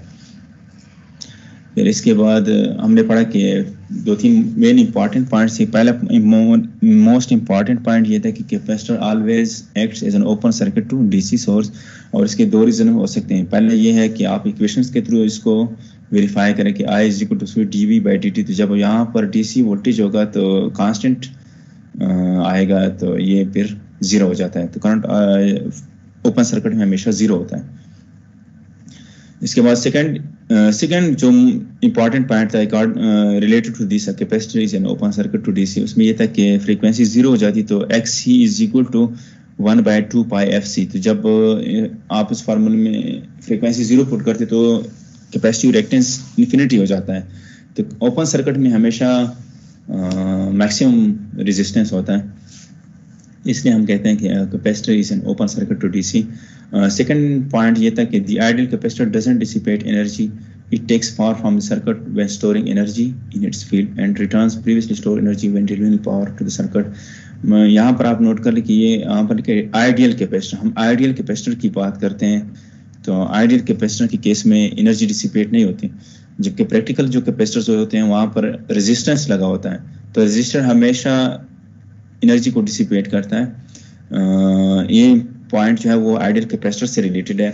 जब भी आप आइडियल कैपेसिटर की बात करते हो तो इसका मतलब वहाँ पर रेजिस्टेंस नेग्लिजिबल है, वहाँ पर मिनिमम रेजिस्टेंस या बिल्कुल रेजिस्टेंस है ही नहीं, तो या तो ये डिलीवर करेगा या स्टोर करेगा एनर्जी को। दूसरा ये था कि जब आपके पास आइडियल कैपेसिटर्स ना हो, नॉन आइडियल कैपेसिटर, तो इसका मतलब यहाँ पर एक लीकेज रिएक्टेंस होगा। ये इंपॉर्टेंट पॉइंट है 4 के the voltage on capacitor can change abruptly. अगर एब्रप्टली चेंज होगा तो इससे क्या होगा, आपके पास इनफाइनाइट करंट होगा जो पॉसिबल नहीं है। ये कंटिन्यूस चेंज है, ये एब्रप्ट चेंज है। ये न्यूमेरिकल एग्जांपल्स के। अब आते हैं उस पे पैरेलल और सीरीज कैपेसिटर्स पे। पैरेलल कैपेसिटर्स में क्या होता है कि आप सिंपल एडिशंस करते हो। सीरीज कैपेसिटर्स में आप रेसिप्रोकल्स लेते हो, फिर ये फार्मूला आता है 1/C = 1/C1 + 1/C2 + 1/C3। जी इंडक्टर स्टार्ट करो सर। ये कैपेसिटर का टाइम कांस्टेंट और सर चार्जिंग और डिस्चार्जिंग टाइम नहीं पढ़ा है। हाँ, तो अभी ये फाइनल लेक्चर तो नहीं है, नहीं तो ये पहला लेक्चर है, वो हम पढ़ेंगे इंशाल्लाह नेक्स्ट या इससे फिर अगले लेक्चर में पढ़ेंगे। उसका टाइटल होगा RL सर्किट्स, ठीक है, या ट्रांजिएंट्स ऑफ RL सर्किट्स। वहाँ पर हम पढ़ेंगे tau is equal to RC, कितने टाइम कांस्टेंट में स्टेडी स्टेट में होता है और फिर कितने टाइम के बाद ये ट्रांजिएंट स्टेट में चला जाता है, वो हम इंशाल्लाह फिर आगे पढ़ेंगे। ठीक है, ठीक है सर। हाँ, नेक्स्ट कोई other question? Yes sir. Sir आपने कहा ये ओपन सर्किट में रेजिस्टेंस मैक्सिमम होते हैं, फिर आपने कहा था कि ओपन सर्किट में हम रेजिस्टेंस लेते ही नहीं है, फिर वो मैक्सिमम कैसे हो गया? ओपन सर्किट रेजिस्टेंस लेते नहीं है, तो इसका मतलब ये कि मैक्सिमम रेजिस्टेंस होगा, इनफाइनाइट रेजिस्टेंस होगा। ओपन सर्किट में करंट फ्लो होता है। समझ में नहीं आया सर, मतलब जब वो रेजिस्टेंस को लेते ही नहीं फिर मैक्सिमम वो कैसे हो गया? ओपन सर्किट का क्या मतलब होता है? ओपन सर्किट का मतलब वो ये होता है कि वहां पर करंट फ्लो नहीं हो रहा है। सही है? Yes sir, yes sir. और करंट जब फ्लो नहीं होता इसका मतलब है वहां पर कितना रेजिस्टेंस है। लेकिन आपने वो सर्किट जो हमने लिया फिर आपने उस रेजिस्टेंस को नेग्लेक्ट क्यों किया? कहां पर मैंने नेग्लेक्ट किया? वो जो एक एग्जांपल हमने किया ना आपने, फिर वहां पर जब कैपेसिटर के को हमने मतलब कहा कि ये ओपन सर्किट है, वो आप उसके साथ जो रेजिस्टेंस कनेक्टेड था आपने कहा ये रेजिस्टेंस को हम नेग्लेक्ट करते क्योंकि ये ओपन सर्किट है। जी यही यहाँ पर जी जी। मैं करंट की बात कर रहा था, मैं करंट की बात कर रहा था यहाँ पर। ठीक है, जब ओपन सर्किट हो ना, ओपन सर्किट करंट तब फ्लो होगा जब आप इसको एक पाथ प्रोवाइड करोगे, और ज्यादा तब फ्लो होगा जब आप उस पाथ में रेजिस्टेंस ना हो। ओपन सर्किट में क्या है? ओपन सर्किट में कोई पाथ नहीं है, तो इसका मतलब ये इनफाइनाइट रेजिस्टेंस है, यहाँ पर करंट फ्लो नहीं होगा। यस सर, समझ आ गया। ठीक है जी। अच्छा, अभी इंडक्टर शुरू करते हैं, इंडक्टर स्टार्ट करते हैं। What is inductor? An inductor is a passive element. जी जी बेटा, हेलो, आवाज आ रही है? अच्छा जी सर आ रही है। हाँ, an inductor is a passive element designed to store energy in its magnetic field. An inductor consists of a coil of conducting wire. If current is allowed to pass through an inductor, it is found that voltage across the inductor is directly proportional to the time rate of change of current. जब भी current flow होगा एक conductor के across, वहां पर क्या होगा, voltage induced होगा। तो ये बात कर रहा है कि V is equal to L di by dt, where L is the constant of proportionality called the inductance of the inductor. The unit of inductance is the Henry. वहां पर कहते हैं I is equal to C. समझ नहीं आया। हाँ मैं समझाता हूँ, ठीक है। V is equal to L di by dt. If current is allowed to pass through an inductor, it is found that voltage across the inductor is directly proportional to the time rate of change of current. अगर एक constant current flow हो रहा है inductor के across या conductor के across, तो वहां पर कोई वोल्टेज इंड्यूस नहीं होगा। वोल्टेज तब इंड्यूस होता है जब चेंज इन करंट हो। जब भी चेंज इन करंट हो, जब भी वेरिएशन इन करंट हो, तो वहां पर क्या होता है, एक फ्लक्स प्रोड्यूस होता है। फ्लक्स की वजह से फिर एक इंड्यूस्ड ईएमएफ प्रोड्यूस होता है। आपने पढ़ा होगा फैराडेज लॉ, और उसके बाद फिर लेंज़िस लॉ पढ़ा होगा कि वो induced EMF back EMF generate करता है। तो जब भी एक कंडक्टर के अक्रॉस चेंज इन करंट हो, जब भी होगा, तो उससे क्या प्रोड्यूस होगा, वोल्टेज प्रोड्यूस होगा। और वो क्या होगा, V is equal to L di by dt। जिस तरह कैपेसिटर के केस में था कि I is equal to C dV by dt, तो इंडक्टर और कैपेसिटर अपोजिट बिहेव कर रहे हैं कि I is equal to C dV by dt, और यहाँ पर क्या होगा, V is equal to L di by dt। इसके बाद inductance is the property where by an inductor exhibits opposition to the change of current flowing through it measured in henries. अच्छा, पिछला V is equal to L di by dt. If current is allowed to pass through an inductor, it is found that the voltage across the inductor is directly proportional to the time rate of change of current. L हमारे पास let suppose constant है, let suppose 2 henry है, तो voltage cross inductor कितना होगा, वो directly proportional होगा to the time rate of change of current. मतलब जितना करंट ज्यादा चेंज होगा वहां पर वोल्टेज इंड्यूस ज्यादा होगा। इसका ये मतलब नहीं। सर करंट चेंज क्यों होगा?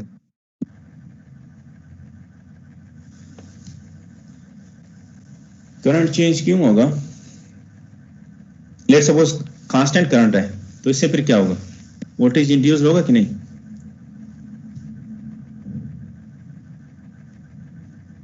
No sir. हाँ, तो साइनोसॉइडल करंट होते हैं लेट सपोज, और जरूरी नहीं है कि आप हमेशा एक करंट स्टेडी स्टेट में होगा। करंट आपके पास ट्रांजिएंट स्टेट्स में भी जा सकता है।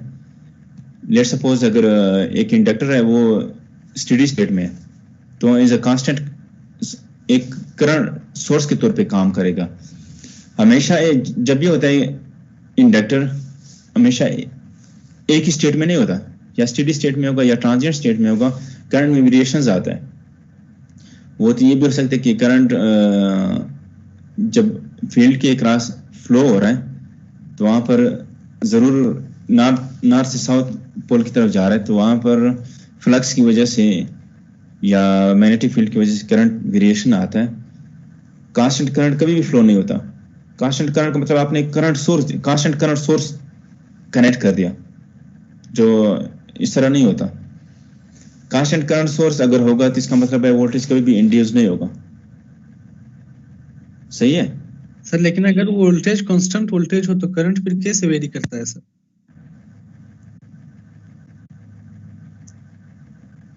वोल्टेज अगर कांस्टेंट है जी सर, तो करंट कैसे कांस्टेंट होगा, वेरी करेगा? Yes sir. वो इस तरह होता है ना कि इंडक्टर जो होता है with respect to time current behaviour change होता है। जब आप इंडक्टर की बात करते हो तो वहां पर with respect to time current change होता है, जबकि सर रेजिस्टर के ये केस में ऐसा करंट को नहीं। इंडक्टर रेजिस्टर की खुद क्लास चेंज करता है, वेरी करता है, या इंडक्टर के पास करंट वेरिंग आता है सर? वो डिपेंड करता है। आप कंडक्टर को मूव करते हैं, दो चीजें होती हैं, या तो आपने मैग्नेटिक फील्ड को वेरी करना होता है, उससे वोल्टेज इंड्यूस्ड होता है, ठीक है।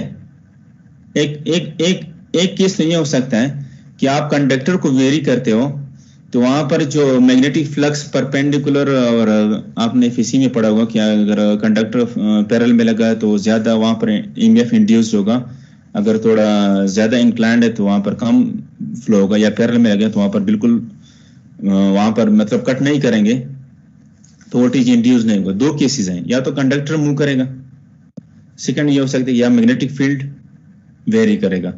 इन दोनों के केसेस में वोल्टेज इंड्यूस्ड होगा, सही है। कांस्टेंट करंट तब फ्लो हो सकता है जब आपके पास करंट सोर्स हो, ना कि वोल्टेज सोर्स, सही है। अगर आपके पास डीसी करंट सोर्स है तब उस केस में आपके पास कांस्टेंट करंट सोर्स अप्लाई होगा। अगर आपके पास डीसी वोल्टेज सोर्स है तो वहां पर पॉसिबल नहीं है कि वहां पर आपके पास कांस्टेंट करंट फ्लो,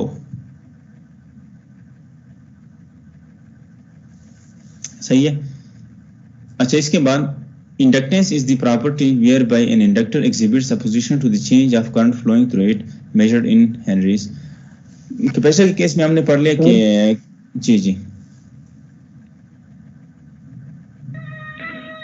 सर ये करंट तो सिर्फ वोल्टेज के चेंज होने से ही चेंज होता है, तो करंट खुद ब खुद भी चेंज होता है, वोल्टेज बेशक पीछे से कांस्टेंट हो? डिपेंड करता है। अगर वहां पर मैग्नेटिक फील्ड कम है, ज्यादा है, जो फील्ड स्ट्रेंथ की बात होती है, तो वहां पर वेरी हो सकता है। यस सर, सही है। तो फिर ये भी जो है ना सिर्फ एसी सोर्स के लिए इंडक्टर, उनके डीसी में तो वोल्टेज कांस्टेंट होता है। यहाँ पर डीसी के लिए कैपेसिटर जो होता है वो ओपन सर्किट काम करता है, यहाँ पर एज अ शॉर्ट सर्किट काम करता है। यस सर, सही है। Yes sir. अच्छा, the current voltage relationship is obtained from equation 10 is, यहाँ से हम करंट वोल्टेज रिलेशन लेते हैं इस इक्वेशन से। तो D I is equal to 1 by L into V dt, तो integrating gives I is equal to 1 by L minus infinity into t V of t into dt. So I is equal to 1 by L t naught into t V of t into dt plus I of t naught, where I t naught is the total current for minus infinity t greater than minus infinity less than t naught, and I of minus infinity is equal to 0. ये वही आप कर सकते हैं, सिर्फ mathematics है इसमें, या इंटीग्रल और डिराइवेशन आपने किस तरह करनी है। The inductor is designed to store energy in its magnetic field. The energy stored can be obtained from equation 10. The P is equal to VI, आप इसमें फार्मूले में पुट कर लें वहाँ इक्वेशन 10 से, तो ये इक्वेशन बनेगा। इसके बाद energy stored is W is equal to minus infinity to P of dt. इसको आप सिंप्लीफाई करें तो आपके पास एट द एंड ये रिजल्ट आता है, W is equal to 1/2 of the Li square. अब आते हैं, we should note the following important properties of an inductor के। An inductor acts like a short circuit. Energy stored एक दफा समझाए सर। अब बस ये अभी टाइम कम हो रहा है, 11 बजे में कम टाइम रहता है, 10 मिनट आप खुद पढ़ लें। अगर कोई मसला हो तो फिर मुझे बता दें, मैं आपको समझा दूंगा, ठीक है। सिंपल मैथमेटिक्स, ये सिंपल मैथमेटिक्स है। आपने एक इक्वेशन से दूसरे इक्वेशन में इसमें पुट करना है और फिर इसका आपने इंटीग्रेशन लेना है, तो ये इतना मुश्किल नहीं है। आपके साथ टीम पर बात करेंगे, आप टीम पे बात करिए, आप वहाँ पर क्वेश्चन अपडेट करें, मतलब आप क्वेश्चन वहाँ पर अपलोड करें, मैं आपको आंसर दूंगा, सही है। यस। हाँ, अच्छा, an inductor acts like a short circuit to DC. Second important point is that an important property of the inductor is its opposition to the change in current flowing through it. Like the ideal capacitor, the ideal inductor doesn't dissipate energy. The energy stored in it can be retrieved At a later time, the inductor takes power from the circuit when storing energy and delivers power to the circuit when return previously stored energy. ये वही बात कर रहा है कि जब ideal inductor है तो वहाँ पर एनर्जी डिसिपेट नहीं होगा, जबकि प्रैक्टिकल इंडक्टर्स में एनर्जी डिसिपेट होती है. A practical non-ideal inductor has a significant resistive component as shown in figure. This is due, ये बता रहा है, ये प्रैक्टिकल इंडक्टर, यहाँ पर इंडक्टेंस लगा है और इसका ये लीकेज रेजिस्टेंस है और ये क्या है, इसका कैपेसिटेंस है, जबकि कैपेसिटर के केस में यहाँ पर इंडक्टेंस नहीं होता. ये इसको हम ये प्रैक्टिकल केस में होता है, जबकि चूंकि स्मॉल होता है तो हम इसको भी इग्नोर करते हैं. This is due to the fact that the inductor is made of a conducting material copper which has some resistance. This resistance is called the winding resistance and it appears in series with the inductance of the inductor. The non-ideal inductor also has a winding capacitance due to the capacitive coupling between the conducting coils. RW and CW are very small and can be ignored in most cases.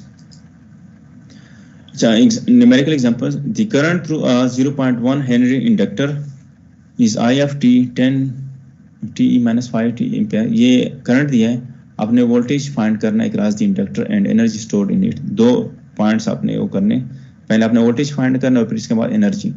तो voltage के लिए formula है V is equal to L D I by D T and L is equal to 0.1 henry. V is equal to 0.1 to D by D T 10 T E minus 5 T. तो जब आप इसको calculate करते हो तो ये result आएगा. Energy storage के लिए फार्मूला है W is equal to 1 by 2 L I square. आप इसमें वैल्यूज पुट कर ले, आपके पास ये रिजल्ट आएगा. सर ये टाइम की वैल्यू इस तरह की आ रही है सर, जो दी गई है सर, e की पावर में आ रही है सर. कौन सी? 10t e की पावर माइनस 5t. आप कर सकते हैं, आपने उसमें पढ़ा होगा कॉम्प्लेक्स वेरिएबल्स या जो आपके अलजेब्रिक्स मैथमेटिक्स में आपने पढ़ा होगा कि वो उसकी बात नहीं कर रहा सर, वो तो कर सकते हैं सर. नहीं, मैं इसकी बात कर रहा है सर, टाइम 100 सेकंड्स में आना चाहिए था, मिली सेकंड्स में आना चाहिए था सर. कौन सा सर? टाइम की वैल्यू है ना सर, टाइम तो सेकंड्स में आता है या मिली सेकंड्स में आना चाहिए. कहाँ पर हमने, मेरी बात सुनना, आप ये टाइम थोड़ा ले रहे हैं. ये देखिए 10 t e minus 5 t ampere है ना, ये करंट है, ठीक है, ये I है. साइनोसाइडल करंट की बात करें, I of t is equal to 10 t e minus 5 t ampere. अब यहाँ पर देखिए V is equal to L D I by D T and L is equal to 0.1 है. ये 0.1 आ गया, ये d by D T into D T. यहाँ पर आप करंट की वैल्यू फाइंड करने दे दें, ये फार्मूला है. तो आपके पास आएगा e minus 5t plus t minus 5, यहाँ पर ये माइनस 5 इधर आ जाएगा, e माइनस 5t.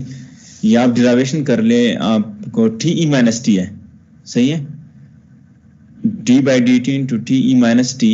ये दो आपके पास वेरिएबल्स हैं. आप जब इसका डिराइवेशन है तो इसका प्रोसेस ये होता है कि e माइनस 5t पहले आ जाएगा, फिर d by D T into D T t, e minus 5t into d by D T into t, वो आपके पास 1 आ जाएगा.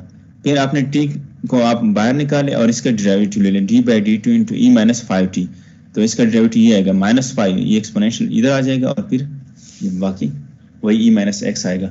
आप मैथमेटिक्स के कोई भी बुक उठा लें, वहां से आप ये कर सकते हैं और ये इतना मुश्किल नहीं है. अगर फिर ऊपर जो आई सर, ऊपर जो आई की वैल्यू दी गई है सर, इसके साथ ये t क्यों लिखा है, it इक्वल सर, ये t क्यों लिखा है सर? ये वाला e minus 5t left side पे sir, it sir, it equal to 10. अच्छा, it equal 10 t e minus 5t. ये जो t लिखा हुआ है ना जी सर, ये इसका ये मतलब है कि ये साइनोसाइडल है और यहाँ पर देख रहे हो e माइनस 5t है. इसका मतलब है जो करंट है एक रास इंडक्टर, ये उन्होंने एक कंडीशन बताया कि करंट t का मतलब ये है कि current with respect to time. Let's suppose 0 से लेकर 10, तो 0 to 10 सेकेंड्स, यहाँ पर e माइनस 5t. तो इसका मतलब है एक्सपोनेंशियली ये डिके हो रहा है current across the inductor with respect to time. ये बता रहा है. I of t का मतलब है current across inductor with respect to time. सही है सर? ये एक्सपोनेंशियल की बात अभी भी समझनी है सर, करंट पे एक्सपोनेंशियल क्यों आया? इंडक्टर की बात करें, उन्होंने एक कंडीशन दिया है कि E माइनस 5t है, ये प्लस 5t भी हो सकता है, सही है। अगर प्लस 5t इसका मतलब एक्सपोनेंशियली राइज हो रहा है current across the inductor. Minus 5t दिया है तो इसका मतलब ये है कि current across inductor exponentially decay हो रहा है। एक न्यूमेरिकल है, उसमें ये कह रहा है कि ये एक इंडक्टर है और इसके करंट फ्लो हो रहा है। इसके बाद हम जितने भी हम ENA में हम क्वेश्चंस करेंगे उसमें मोस्टली ये T यूज होगा, और इसकी वजह ये है कि हम विद ट्रांजिएंट्स की बात करेंगे, ये नहीं कि फिक्स वैल्यूज होगा कि I is equal to 5 ampere, इस तरह नहीं होगा, 10 into T E minus 5t होगा। इसका ये मतलब है कि ये 0.1 कौन सा सर 0.1 जो है V इज इक्वल टू 0.1। हाँ, आप इस तरह कर लें, आप इसको 0.1 है वो इतना मुश्किल नहीं है, आप थोड़ा ट्राई कर ले। 0.1 और 10 मेरे ख्याल में जब आप इसको वो करते हो, सिंप्लीफाई करते हो, आपस में कैंसिल हो जाते हैं। आप थोड़ी हिम्मत कर लें, आप बैठ के जब प्रेजेंटेशन खत्म हो जाए आप इसका, तो इतना मुश्किल नहीं है।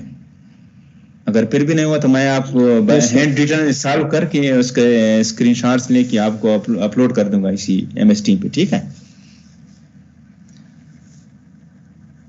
Okay sir. इसके बाद ये क्वेश्चन है कि find the current through a 5 Henry inductor. इधर 11 बज गए और ये न्यूमेरिकल भी है। इसके बाद ये क्वेश्चंस है।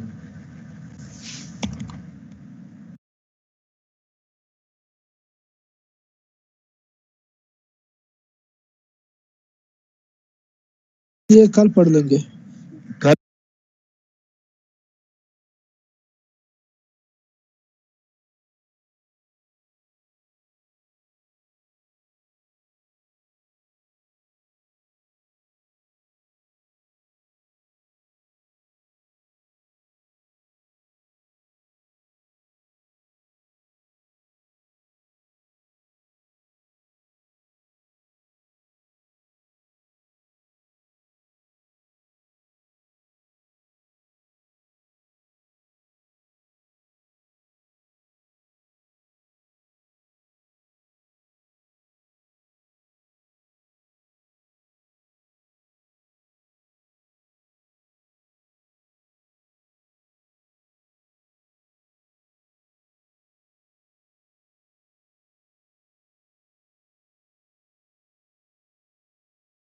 कल तो पढ़ लेंगे, टाइम कम होता है, फिर किस तरह हम कोर्स को कवर करेंगे? कोर्स काफी ज्यादा है ना? कवर हो जाएंगे कल इंशाल्लाह, स्पीड के साथ कर लेंगे। स्पीड तो आज भी इतनी स्पीड लगाई है क्या?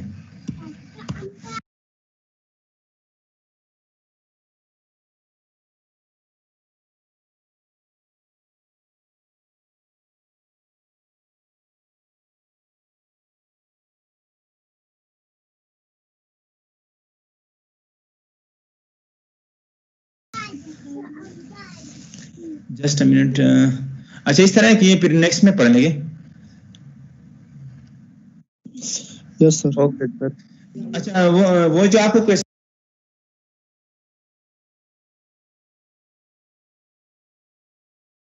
है कि करंट कैसे उसमें चेंज होता है ना, हमारे सर्किट है ना, तो उसमें हमारे पास कंडीशंस होते हैं कि let's suppose T less than 0 है तो उसमें 5 एम्पियर करंट फ्लो हो रहा है। तो जब आप स्विच ऑन करते हो या ऑफ करते हो तो उससे फिर इंडक्टर के अक्रॉस करंट चेंज हो जाता है। तो उन चीजों को हम फिर स्टडी करेंगे डीप में जब हम आगे जाएंगे, सही है? Yes sir. अभी तक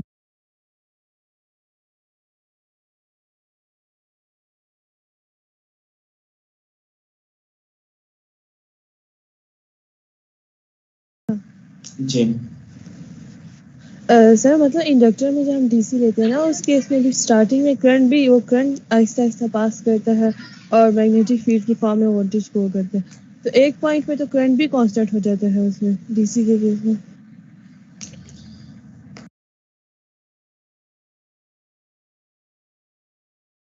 आप ये कह रहे हो कि जब आप इंडक्टर को डीसी वोल्टेज अप्लाई करते हो तो एक टाइम ऐसा आता है कि वो कांस्टेंट हो जाता है।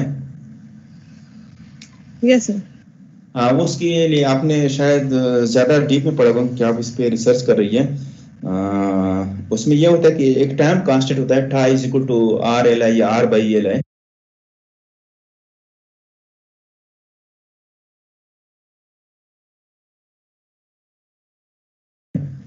या टाइम, एक तो आरसी सर्किट होता है, एक आरएल सर्किट होता है। तो टाइम कांस्टेंट आरसी सर्किट के लिए मेरे ख्याल में tau is equal to RC है, जबकि आरएल के केस में मुझे इतना ज़्यादा याद नहीं है कि time constant L by R है कि आर बाई एल है।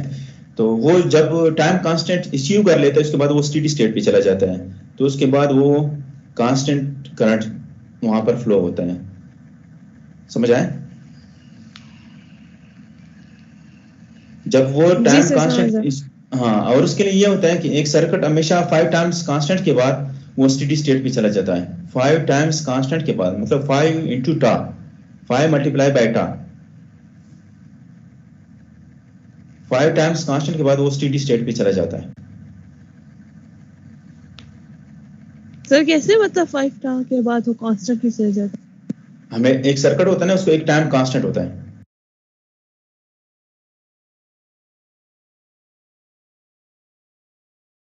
अगर आरसी सर्किट है तो tau is equal to RC है, वो डिपेंड करता है रेजिस्टेंस पे, कैपेसिटेंस पे। हर सर्किट का अलग से टाइम कांस्टेंट होता है। अगर आरएल सर्किट है तो इसका आपने टाइम कांस्टेंट फाइंड करना है, जितने भी आपने रेजिस्टेंसेस दिए, जितने भी आपको इंडक्टेंस दिए हैं।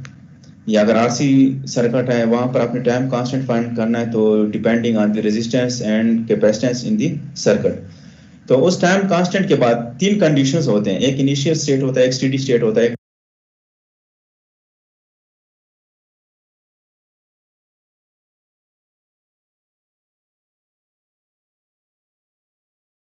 ट्रांजिएंट स्टेट होता है। एक सर्किट के 3 स्टेट्स होते हैं, एक इनिशियल स्टेट होता है, एक स्टेडी स्टेट होता है और एक ट्रांजिएंट स्टेट होता है। तो जो जब भी स्टेडी स्टेट आता है तो वो डिपेंड करता है टाइम कांस्टेंट पे, और वो हम पढ़ेंगे आरएल सर्किट और आरसी सर्किट्स में। सही है?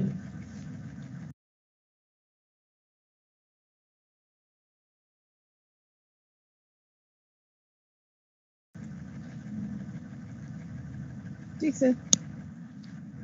मुबशर, अभी तक हमने इंडक्टर और कैपेसिटर पढ़ लिया। तो इंडक्टर के केस में आपने ये सीखना है कि एनर्जी स्टोरेज होता है in the form of magnetic field होता है, कैपेसिटर जो स्टोरेज होता है in the form of electric field होता है।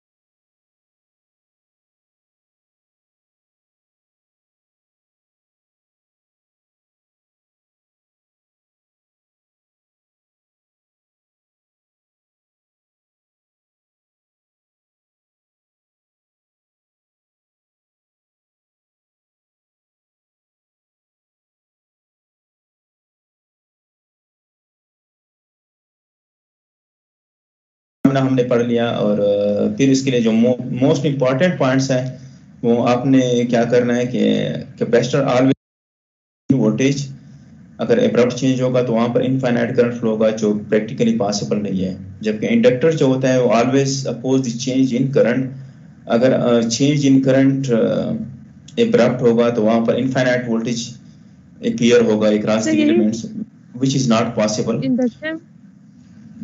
इंडक्टर में एब्रप्टली चेंज पे उसको इनफाइनाइट देना चाहिए ना वोल्टेज, लेकिन वो कांस्टेंटली वोल्टेज दे रहा है, ऐसा क्यों करता है? एब्रप्ट चेंज में तो वो फिर एब्रप्ट चेंज नहीं होगा ना, वो फिर कंटिन्यूअस चेंज होगा। एब्रप्ट चेंज का क्या मतलब होता है? एब्रप्ट चेंज का ये मतलब होता है कि लेट्स सपोज जीरो पे वो जीरो टाइम में वो 5 वोल्ट से 10 वोल्ट पे चला गया या जीरो पे आ गया, तो ये एब्रप्ट चेंज होता है। सर मतलब पल्स अगर दे दे ना उसको, पल्स में भी कोई खास तो मतलब वो नहीं करता ना। तो पल्स क्या होता है? पल्स एक एब्रप्ट चेंज है। सर वही तो मैं कह रही हूँ। तो ये इस तरह तो पॉसिबल नहीं है। अगर आप थ्योरेटिकली देखें ना, प्रैक्टिकली ये पॉसिबल नहीं। थ्योरेटिकली आप कर सकते हो, लेकिन प्रैक्टिकली ये पॉसिबल नहीं है। जितना आप जब भी आप फार्मूले में कोई चीज पुट करेंगे तो आपके पास यही रिजल्ट्स आएंगे कि अगर एब्रप्ट चेंज आ रहा है तो इसका मतलब है इनफाइनाइट। अब एब्रप्ट चेंज इन वोल्टेज आ रहा है, इसका मतलब इनफाइनाइट करंट फ्लो हो रहा है। अगर एब्रप्ट चेंज इन करंट आ रहा है तो इनफाइनाइट वोल्टेज अपीयर होगा, तो ये प्रैक्टिकली पॉसिबल नहीं है। इसके बाद हमने ये पढ़ लिया कि कैपेसिटर जो है वो acts as an open circuit to the DC circuit, और इंडक्टर जो है always acts as a short circuit. और उसके लिए फिर हमने वो ब्रीफ डिटेल भी दिया कि वो कैसे होता है। बाकी कुछ न्यूमेरिकल्स कर लिए सीरीज कैपेसिटर्स और पैरेलल कैपेसिटर्स के लिए, और फिर energy storage in the capacitor and energy.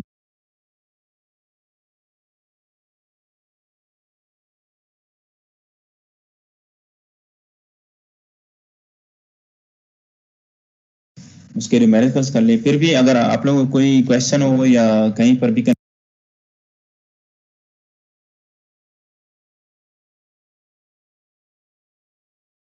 Confusion हो तो आप एमएस टीम पे क्वेश्चंस पुट कर लें। इंशाल्लाह मैं रिप्लाई करूंगा, आंसर दूंगा उस वक्त तक जब तक आप लोग के माइंड क्लियर ना हो अबाउट कैपेसिटर एंड इंडक्टर। ठीक है? सही है सर। ओके, अल्लाह हाफिज।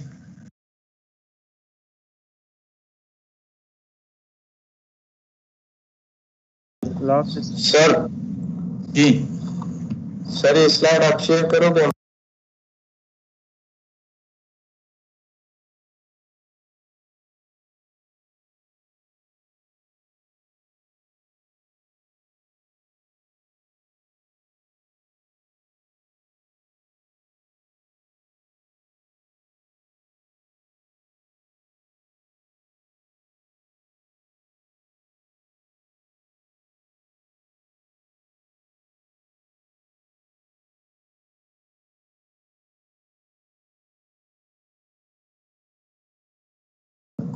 हाँ, मैं शेयर करता हूँ। ठीक है, मैं ये भी शेयर करता हूँ। एक दो और बुक्स हैं, वो भी मैं एमएस टीम पे शेयर करता हूँ। एक एलेक्जेंडर का है और एक विलियम का है, वो भी शेयर करता हूँ। और उनको आप स्टडी कर लें, इंशाल्लाह कोई मसला नहीं होगा। सही है सर, ठीक।